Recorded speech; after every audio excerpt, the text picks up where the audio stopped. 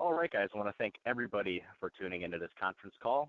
If you are listening to this, you're probably doing so either through freeconferencecall.com or my YouTube channel, which is JA Consulting LLC, YouTube channel of my business, Jerome Armstrong Consulting. I am Jerome. I am your servant in the Lord Jesus Christ, and it is my mission to help you guys really learn everything you need to learn about getting in shape. As Christians, we are told to we're called not to lie. We're told to be truthful. We're told to speak with a plain speech. And it's my job to do that.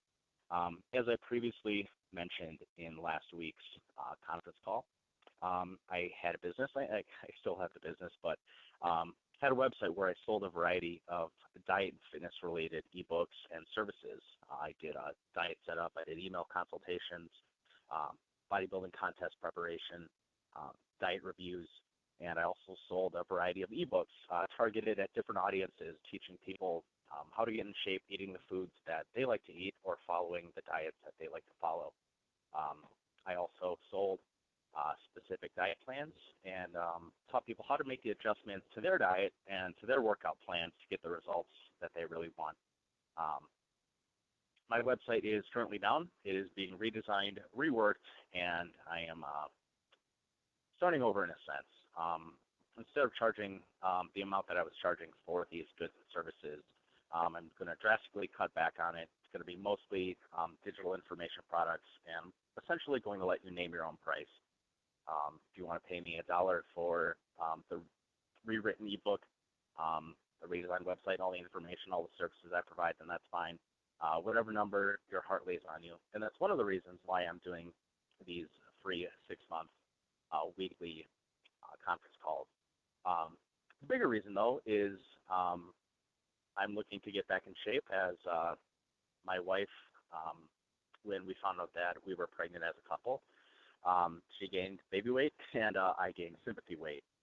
My daughter is now 10 months old, and going from a lifestyle before she was born and before my wife was pregnant of a very strictly regimented dieting down for multiple bodybuilding shows, going from that lifestyle to trying to accommodate a lot of those things with a daughter has been tremendously difficult. So on top of my journey, I wanted to extend the invitation, have you guys join me along the way.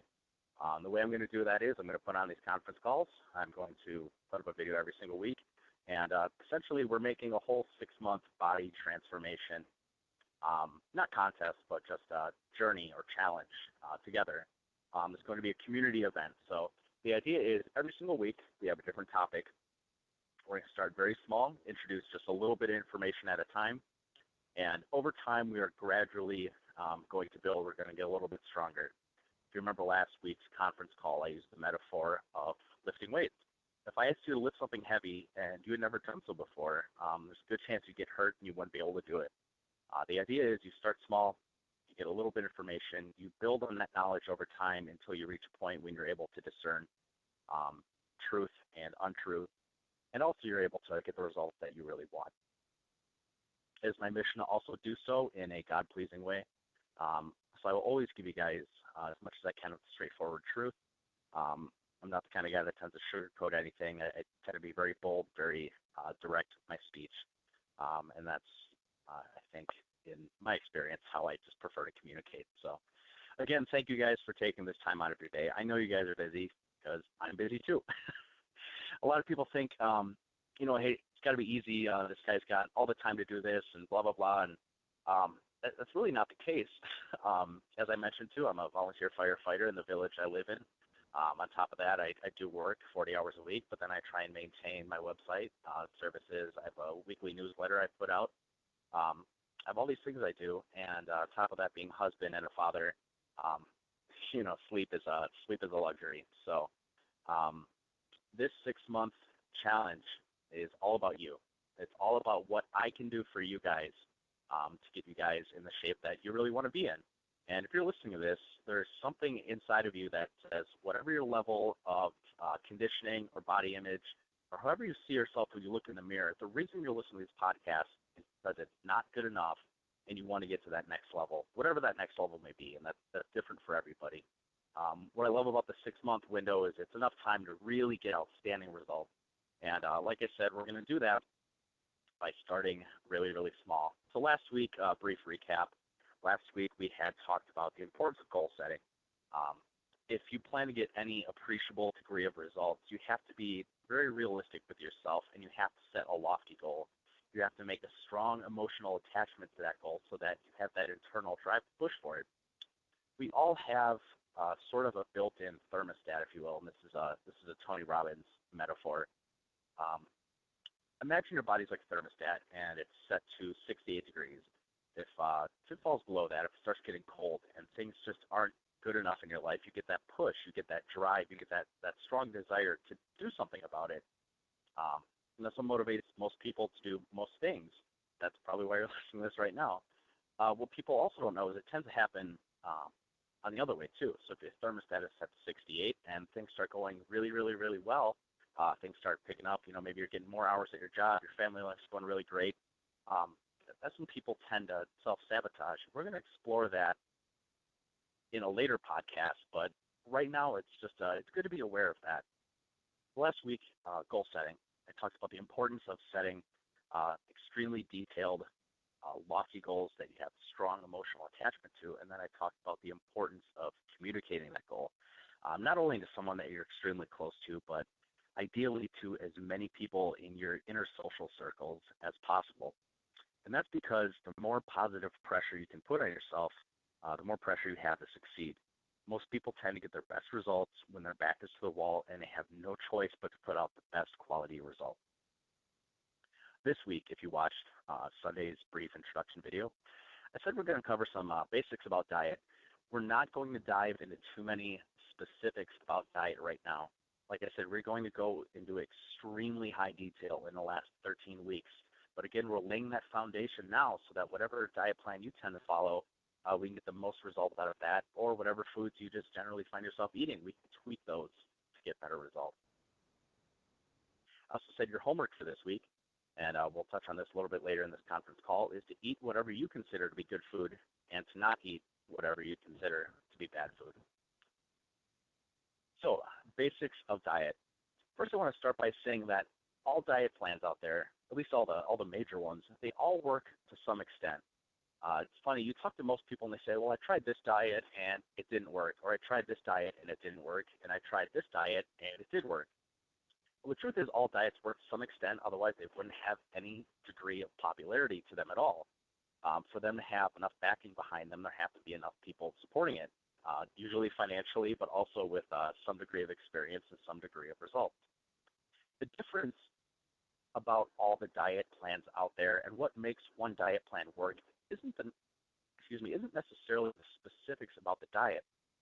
What makes a diet plan work or not work is you. It's your level of execution. It's your willingness to stick to the rules. It's your strong desire and push to get the best quality result that you can possibly get. Now, that being said, I still think there are better plans out there than others. And that's where a lot of the marketing and a lot of the science and a lot of the advertising comes in. They say, well, this diet, burns strictly body fat, blah, blah, blah, blah, blah, blah, blah. Rule number one, guys, in marketing is to set yourself apart from your competition. So regardless of the diet plan, the first thing you do is generally either make yourself look really, really good, or you make yourself look really, really bad, and it's usually some combination, make everybody else look really, really bad. But truthfully, it's usually some mix of the two. So if I ran a really high-carb, low-fat diet, if that's what I pitched, first thing I would say is saturated fats have been linked to heart disease. They've been linked to hypertension. They've been linked to strokes. They've been linked to all these other things. And then I would say fat has more calories per gram than any other macronutrient. So if you're eating more fat, you're going to be eating more calories. It's just basic math. I would then market my diet by saying, look at all of these carbohydrate-rich foods. Look at apples, look at oranges, look at bananas, look at pineapple, look at all this wonderfully delicious food that Mother Nature has made that's so wonderfully healthy, and look at all those horrible, nasty fats. That's how I would market that kind of diet. If I marketed, let's just say, a high-protein diet, I would say protein is an extremely underrated macronutrient. Protein helps keep you full longer. Protein is good for your brain. Protein is good for your immune system. Protein helps you build muscle. And the more muscle you have, the faster your metabolism goes every single day. So the more food you can eat and maintain your current weight, or if you eat the same amount of food, you're going to be losing body fat. Protein, protein, protein. So, and you can do the same with a high-fat diet. Uh, the truth is, every diet plan works, but there are still quote-unquote better plans than others. The best plan for you is different for everybody, not because of your body type, not because of your blood type, but because of you, your mindset, your emotions, your association. Some people cannot deal with moderation well. So some of these diet plans out there that might give you a whole cheat day, they might take that day and make it as an excuse to just binge like there's no tomorrow on pizza, pancakes, waffles, cookies, donuts, everything you could think of. Um, some people tend to do really, really well on extremely strict diets. Some people tend to do better on diets that might have some weird emotional attachment to one of the foods where they think, well, apples are so healthy, so I'm going to eat. Or so let's use bananas for example. Because I saw one crazy website that was trying to promote eating 30 bananas a day.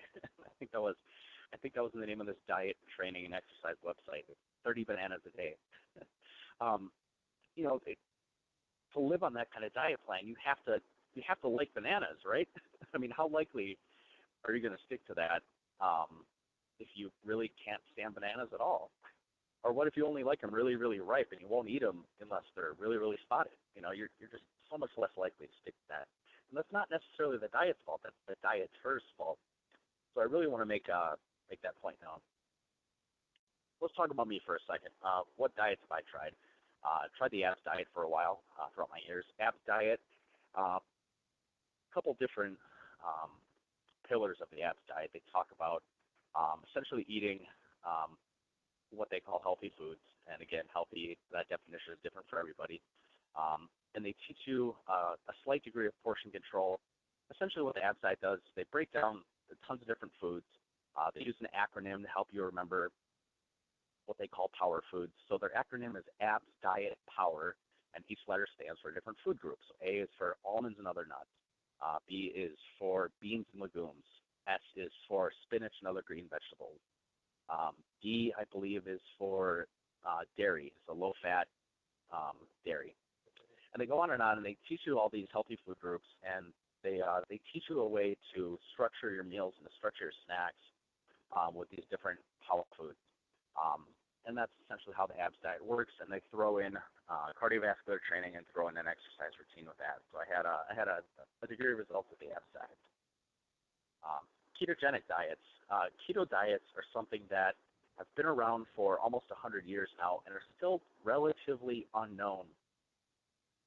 Keto diet, ketogenic, is a high-fat, moderate protein, very low-carb diet. And I really do enjoy keto diets, but again, some people just will not stick to them because they're not crazy about the varieties of food that you eat. And they might have these weird emotional hang-ups about eating bacon or about eating fatty cuts of meat or whatever. So a keto diet, roughly, like I said, high-fat, moderate protein, low carbohydrate.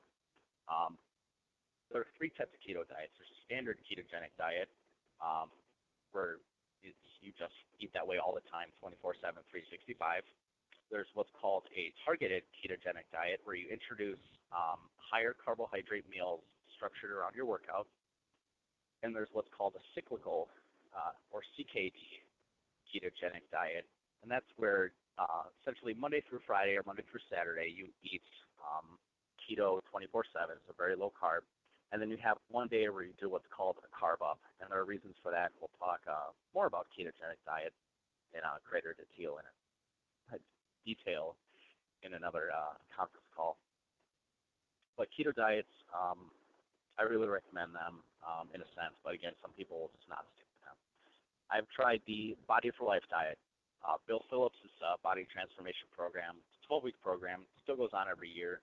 And again, it teaches you the right kind of foods. There's a cardiovascular training plan with it. There's a weight training program with it. And the best overall winner of this Body Transformation Challenge, I believe, wins $1 million. At least that's what the contest used to be. The one caveat, though, is you have to use their supplements. So they're clearly making their money back with that. I tried Atkins diet. Atkins was the original ultra low carb diet. The way it works is the first couple of weeks they tell you can have up to 20 grams of carbohydrate a day, and then you gradually increase that amount essentially until you stop losing weight. I've tried the Zone diet. First couple of weeks on Zone, Zone is all about striking the right balance of proteins, carbs, and fat. I believe it's around 40% protein, 40% carbs, and around 20% fat. And don't quote me on that. Followed that for a while. Tried South Beach. And South Beach is like Atkins, but more focused on, I guess, what they call healthier fats. Keto, again, to touch back on keto, tends to not focus as much on saturated or unsaturated fats. So you'll be eating bacon, you'll be eating butter, you'll be eating fatty ground beef. Like I said, we'll talk more about keto diets because I recommend them so thoroughly in a later conference call. I've tried the Dr. Oz You on a Diet plan, and essentially I read that book, I stuck with it for a couple days, and I still hold that Dr. Oz is essentially a charlatan. He's always pushing a different supplement. He's always telling you about how, well, this week it's going to be green coffee bean extract, super good for you, and then next week it's going to be what are some of the other just bunk supplements? He's always pushing some new herb that's out there that's going to help you shed body fat, have more energy, live longer, have better hair, improve your vision. And, those things have their place, and we're going to have a whole conference call on supplements later, so I don't mean to get too sidetracked here. Supplements have their place, but if you're not eating the right foods in the first place, and this is the biggest mistake that people make when they buy a quote-unquote fat-burning pill, and there's really no such thing, and again, we'll talk about that in our supplements conference call. If you're not eating extremely well, and if you're not following a strict diet and exercise plan that's intelligently balanced with cardio, with weight training, with your diet, with rest, with enough water intake, if you're not doing all of that stuff first, that diet pill or that green coffee bean extract or whatever the heck you're taking, red yeast or rose hips, or take your supplement, it doesn't matter. It's not going to work. And that's why the supplement industry is such a money-making machine in today's society. I think they made over supplement industry in the U.S. alone, I believe, made over $100 billion last year. And you're all sold on the idea that if you take this pill, or if you drink this drink, it's going to solve all of your problems, and you're not going to have to eat right and work out. They have their place, but it's the icing on the cake. It's not even that. It's the one petal of a little icing flour on the icing on the cake. It's that small. You got to get everything else right first. So I was not a fan of the Dr. Oz plans, and I'm still not a fan of Dr. Oz in a whole. AST. AST is a sports supplement company. They put together the Maxwell Key training routine, and they put together a diet plan, too, that I used when I dieted down for my first bodybuilding show. And I'm still a big fan. I'm still a big believer of a lot of their core principles, but I do have a couple slight differences. I was vegetarian for about a month, and I noticed with that I was hungry all the time. I had these really high and low swings in my energy. Vegetarian, I was just not a fan at all. Spartan Health regimen. Spartan Health was interesting because essentially almost everything you would eat would be fruits. It was supposed to be modeled on what the Spartans ate back in the days of the Greeks. So fruit for breakfast, usually fruit for lunch, and basically meat for dinner. And then if you were going to have some kind of pre or post workout meal, it was usually goat's milk, raw organic goat's milk. Try and find that in your grocery store with honey in it. The shake is delicious, the goat's milk and honey, but tried that diet plan for a while. And maybe the weirdest one, the one I've ever tried, is the alkaline diet. And the fun of the alkaline diet is your blood has a certain pH level that it tries to maintain. And if your blood level tends to run too acidic of a pH level, it can cause health problems.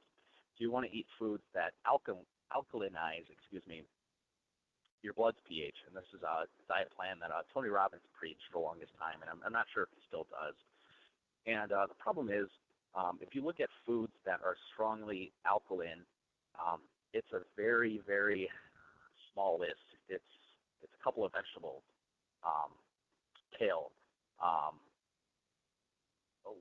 can't even, beets are on there, broccoli, cauliflower, cabbage. Um, I can picture one in my head, but I can't think of the name. I guess it doesn't matter. Most of your diet, if you're looking at foods that are strictly going to alkalinize your blood, is going to be vegetables. He also recommend buying alkalinized water, buying a machine that can do that for you.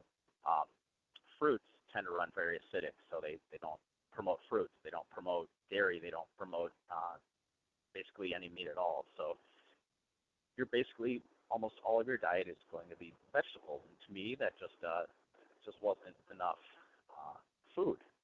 I'd be hungry, and on another sense, I worry about the macro and micronutrient profiles of a diet like that. So if you could think of a popular mainstream diet, I've tried it, and paleo seems to be everyone's favorite diet nowadays. It was Google's number one Google diet plan last year.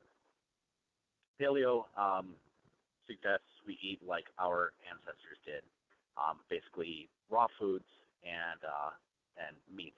So no grains, nothing processed. I am all for cutting out a lot of processed foods. I think most anybody that tries to eat healthier could agree to that. But again, there are some problems with paleo. But again, it's not about how they're different. It's about you, and it's also about how they're the same. So what I did for this podcast or a conference call, or I guess if you're listening to this on YouTube, is I broke down 10 principles of any sound diet plan. Instead of looking at how every single diet plan out there is different, we need to start looking at how they're the same. What is it about all of these diet plans as a collective, or most of these diet plans, that makes them successful? And then what are some of the key components that makes some more successful than others? So number one, it promotes overall health. Any diet plan that you follow should be for your health. If you're doing a diet to quickly try and lose as much weight as possible, as fast as possible, some of these juice cleanses that are extremely low calorie are just not good for your health. I never recommend cleanses, and I think anybody who spent any real time in the field, apparently except for Dr. Oz, would say that a cleanse is one of the worst things you can do if you're trying to lose weight. And this whole idea that you're going to kickstart your weight loss, that's the number one reason I hear from clients that I've had in the past, people that I've talked to that say they're doing a cleanse because they want to jumpstart their weight loss, or they want to kickstart their weight loss, or they want to detox their body. It's all bunk that you've been misled about. And yeah, bunk might be a silly word, but look up how strong and basically profane it was back in the 19th century, late 19th century. It was essentially the same as calling something BS. And I try and speak truthfully, but also I really try to hold my tongue and not use foul or obscene language. My temper tends to get the best of me sometimes. That's something I'm always working on. But it's bunk. Your liver detoxes you. Your whole immune system detoxes you. This idea that you're going to eat food, or you're going to eat a lot less food, and something about eating liquid food and not a lot of it, and just a little bit of apple juice, or whatever some of these crazy cleanses are out there, the idea that that's going to detox you, it's a lie. It's a blatant, bold lie. Most of the weight you lose when you go on a cleanse, and again, I'm sorry to go down some of these side roads, most of the weight you lose when you go on a cleanse is either stored muscle glycogen, which is sugar, which is what your muscles use for fuel before they start going through a different energy cycle. Um, you're not losing fat. That 10 pounds you might lose, you're going to gain right back the second your body gets enough calories and gets enough sugar in it to replenish that glycogen. So any real weight loss that happens on a cleanse is almost always gained back within 2 or 3 days. So you're not doing your body any favors. It's a lie perpetuated to line their pockets with money. Number two, sorry, I'll get back on track here. The number two key principle of a sound diet plan, it provides enough micro and macronutrients. Whatever diet plan you follow, should have some balance of protein, carbohydrates, and fat. I'm not convinced you could ever go completely zero carb or could ever go zero fat or zero protein. You should have some balance. And we'll talk more ideal macronutrient ratios in the second half of our program. I've got a whole week where that's all we talk about. But also micronutrients. You have to make sure you're getting enough iron. You have to make sure you're getting enough magnesium. Multivitamins are great, but for the most part, if you can't use it, your body's going to excrete it out. It's probably the phrasing I want to use. You should be eating enough foods from different food groups for most people to where they're consistently getting a high-quality, high-nutrient meal with a nice balance of protein, carbs, and fat for every single meal. Number three principle of sound diet plan, it uses foods from all food groups, which is what I just talked about. There are very few diet plans that you should eat, at least that you should eat in the long term, that would essentially cut out entire food groups. I think keto being the one exception, if you like keto plans or if you can follow a keto plan, but for most people it's not for them. So I'm just going to speak for most people as a whole here. Any diet plan that you should follow should essentially have foods from all food groups. You should have fruits, you should have vegetables, you should have protein, you should have dairy, you should have all these different foods. Number four, it is strict enough to get results, but flexible enough to allow you to live a life. And I'll say that again. It is strict enough to get results, but flexible enough to allow you to live a life.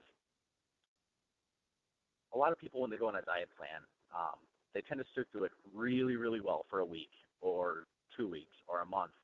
And then they realize that it's so strict and they miss all the foods that they could have before, or they miss whatever it was, alcohol for some people. And they go back to that and they binge and then they give up on their diet. If you're going to do something for the long term, it needs to be strict enough to where you can get results and you can head in the direction that you want to be headed with your health and with your physique. But it also needs to be flexible enough to allow you to go out with your friends, to have that pizza, to have that spaghetti, to have the brownies, to have cheesecake, whatever it is for you. You need to have a plan that incorporates that in and allows you to have the best of both worlds. Now, we're going to talk more about standards later in another podcast later on. But you need to be extremely realistic with yourself when you go on a diet plan. If the diet plan calls for you to stick to certain rules, you have to stick to them. What happens with most people is they take them as guidelines and not rules. And then they have, instead of maybe one cheat meal a week like their diet plan allows them to have, they have maybe 2 or 3, or they have a whole cheat day. Or they try and justify, well, I heard this is healthy. My plan doesn't recommend it, but I heard it's healthy, so I'm going to eat it. And that's why most people never get any real lasting, long-lasting results with whatever plan they're on, because they're not sticking to the plan. So whatever plan you follow, it needs to fit with you, where it can be strict enough for you to get results, but flexible enough to allow you to have those breaks so you don't go diving off the deep end. Number 5, it promotes a positive change in your body composition, and this kind of touches on the first part of number 4. What good is a diet plan or a change in lifestyle or whatever you want to call it if you're not improving your health and if you're not improving your body composition? Here in America, most of us are overweight.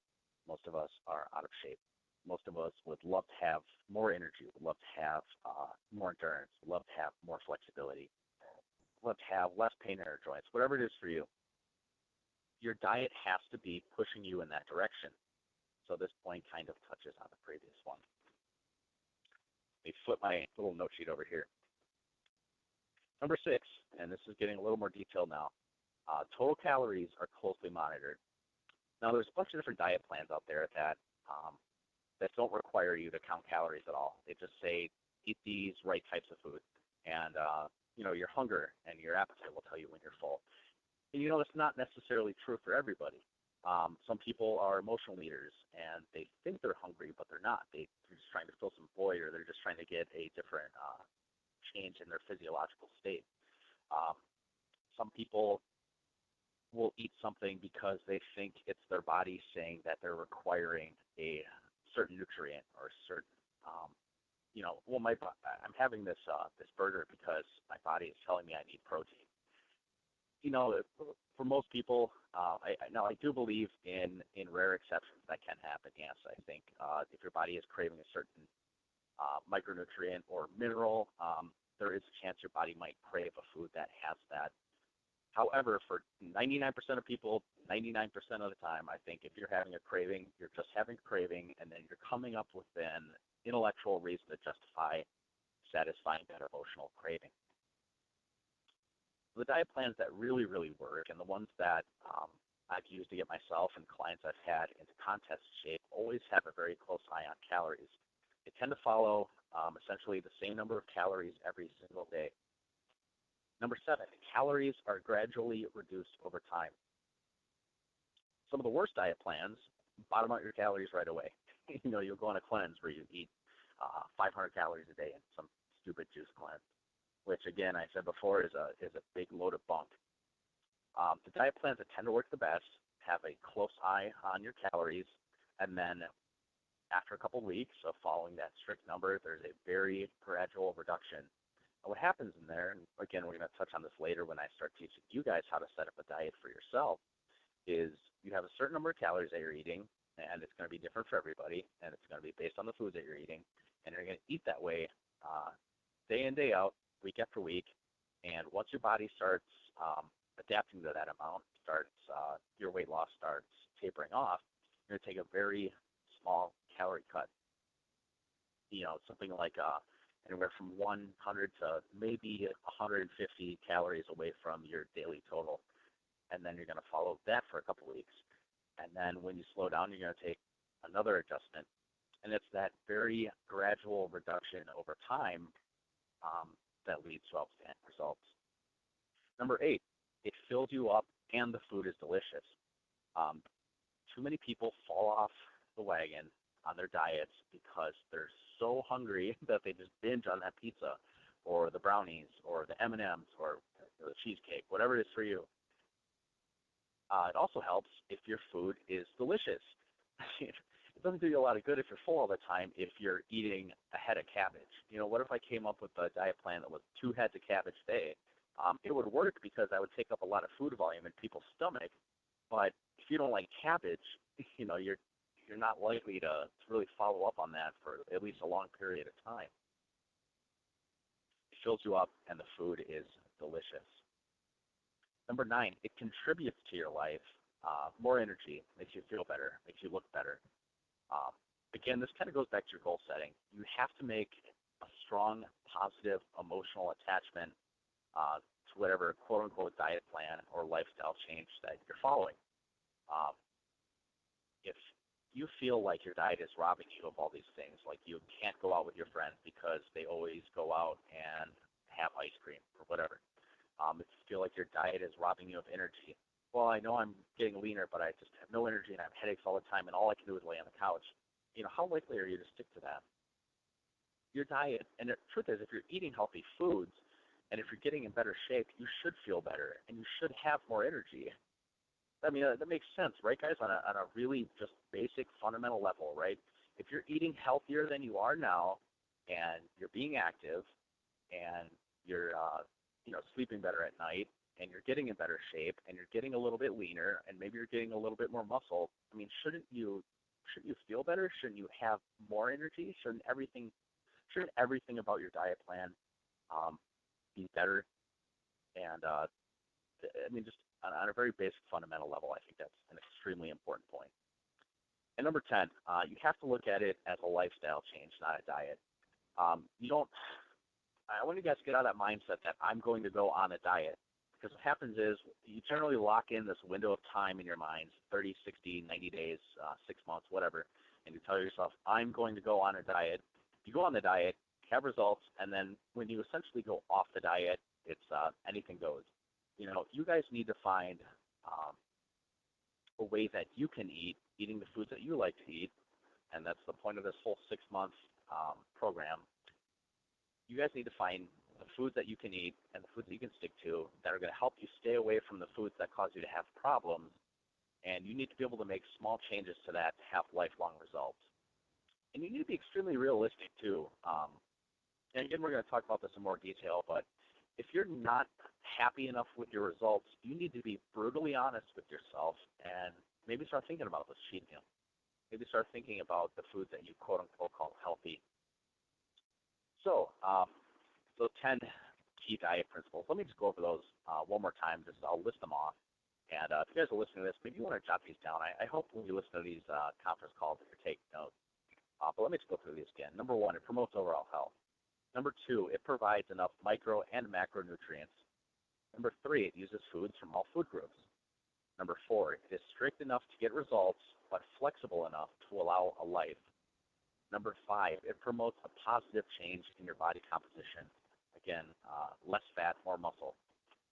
Number 6, calories are closely monitored. Number 7, calories are gradually reduced over time. Number 8, it fills you up and the food is delicious. Number 9, it contributes to your life, gives you more energy, makes you look and feel better. And number 10, you do not view it as a diet, but as a lifestyle change that you can live with. Those are key principles of any diet plan that, and you could logically do that with just about any diet out there. So you guys really need to be honest with yourselves. Ask yourselves before, because pretty much anybody that's ever struggled with their weight at some point has tried something that is giving them some degree of lasting results. Maybe you tried something for 10 days and it didn't work, but I'd be willing to, not bad, because I shouldn't say that, but you know what I mean. I'd be willing to bet that for most people, there's something that you can stick to for 30, 60, 90 days, maybe 6 months, and you had really good results. At some point, you fell off the train and you gave up on it. Odds are something like that is probably the best thing for you, regardless of what any supplement company says, regardless of whatever diet plan somebody's trying to sell you on. The best diet plan for you is going to be the best plan for you, the best plan that you can stick to. We are not all different physiologically. There are a lot of key principles and a lot of things that we can do, to change your body composition in the right direction faster. But it's a mind game. It's emotional. It's mental, and that's what most people don't understand. Bodybuilding, they think of steroids, they think of weightlifting, they think of cardio, they think of protein shakes, and it's 99% mental. It's mental toughness. It's being emotionally tough to get through those days when you have no energy because you're at 4% body fat, and standing up off the couch makes you almost black out, and you have no energy, but you still have to go to work for the day. You have to drink your 4 gallons of water. You have to salt all your food with tons of salt, and then you have to get your workout in and your cardio in after all of that. I mean, it's tough, but it's mental and it's emotional, and you guys, really need to adopt that kind of bodybuilder mentality and that mental and emotional toughness. If you want real results over the next 6 months. And I just need to put that out there, just brutally honest. If you're not mentally tough, or at least not willing to become more mentally and emotionally tough, this challenge isn't for you. I can't say it any more plainly than that, but you need to be brutally honest with yourself. What do you really want out of this 6 months? If your goals are not lofty, and that's why I pushed so hard on goals last week, don't even waste your time by listening to these conference calls. Don't waste my time by me making them. Don't waste my time by asking me email questions. I am absolutely here to help you guys. Like I said, these podcasts, these conference calls, sorry, the email questions I answer, the Facebook questions that I'll take from anybody at any time. It's all about you. But if you're not committed, maybe you need to really think about how bad you want this. So, homework review. Let's go over homework quick. Like I said, everybody has a different definition of what they consider to be healthy or unhealthy. And that's why generally when I first start working with someone, I just recommend they go on any diet plan that they think they can stick to. Because if they start trying to pull bits of wisdom from the internet, what's healthy and what's not, they're going to get a lot of mixed information and they're not going to go anywhere. They're going to have information overload. And like I've reiterated before, and like I'm going to say time and time again, that's why I'm stretching this out over 6 months. And that's why we're starting this on such a basic, fundamental level. That's why we're going to go so slow here, is because we need to lay the foundation. And we need to talk very basic key principles before we can talk specifics. And remember, you guys are starting with those little 5-pound dumbbells, and I'm going to get you up to those big old weights. You got to trust me on that. And I will get you where you want to get with your physiques and with your body and with your health and your energy. But it all starts here. So, whatever diet plan you follow or whatever you've done before that has worked for you, I recommend jumping back on that.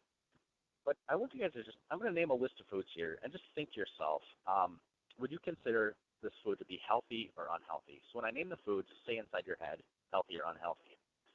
White bread, whole wheat bread, white rice, brown rice, fruit, watermelon, bacon, chicken breast, ranch dressing and vegetables, eggs, dessert.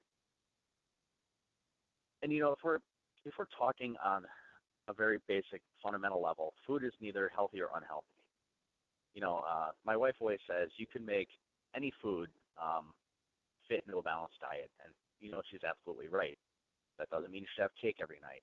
That doesn't mean you should have white bread 10 times a day.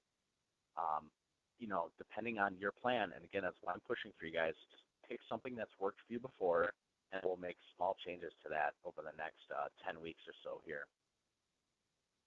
So again, white bread, healthy or unhealthy. Whole wheat bread, white rice, brown rice, fruit, watermelon, bacon, chicken breast, ranch dressing and vegetables together, eggs, and dessert. Food is neither good nor bad without goals or standards, which means if you're happy with your physique and your level of fitness and your level of energy and all those other things, there's nothing wrong with having a piece of cake. There's probably nothing wrong with having a whole cake if you're healthy and if you're exactly where you want to be with your energy, with your level of fitness, your blood sugar, and your hormone levels. If all of that is just fine and you don't want to change a thing, yeah, there's probably no such thing as a good or a bad food. I think food is probably all good at that point. But again, it goes back to standard. If you want to improve your body composition, whatever you're doing now isn't working, right? Because what you're doing now is what gave you the body that you have right now. Some foods are good in one diet, but bad in another. You thought about that? Look at a diet like Atkins, let's compare something like a vegan diet where meat is evil, or let's compare a low-fat diet to a high-fat diet. Low-fat diets are usually pushed because they say, well, fat is the most calories per gram, and saturated fat's going to kill you. They're going to make your heart explode. They're going to make you have a stroke. They're going to raise your blood pressure. They're going to cause you to be hypertensive. They're going to cause all this other bad stuff. And then you look at a diet like a keto diet where 65% of the calories that you eat in a day are coming from fat. A breakfast for keto, and this is one of the reasons why I love it, but it also has other benefits. A typical breakfast for a ketogenic diet is a couple of whole eggs, bacon, and cheese, maybe some butter, and then coffee with heavy cream in it. Now, somebody who was on a low-fat diet would be screaming, would be saying, no, that's horrible, that's terrible, why would you do that? So some diets, just the way they're set up, are polar opposites in terms of what's healthy and unhealthy. So can you guys see that if you were just to go onto Google or hop on your smartphones and start saying, is this food healthy? You would get a mixed answer on it. There's somebody out there that's going to be saying, yes, that's the worst thing you can eat, and there's somebody out there that's going to be saying, yes, that's wonderfully healthy. That's why when most of you guys and clients that I've worked with before, sorry, I know it wouldn't happen to you guys, but people that I've worked before, and I'm sure there's somebody that you know before, maybe someone that you know personally, has kind of picked and choose what they thought was healthy, or just Googled, the buzzworthy healthy food of the time. What's it right now? Quinoa is up there. Everybody's eating hummus and quinoa. And, for some people it's healthy. For some people it's unhealthy. So until you guys really have enough knowledge and experience, you need to rely on somebody else. You need to put your faith and your trust and your judgment in healthy and unhealthy into somebody else. It could be me. I'd be more than happy to help you guys with that. It could be any diet plan out there. I don't care. Just pick one. Pick somebody that has some structured, organized manner of this is healthy, this is unhealthy, this is good food, this is not good food.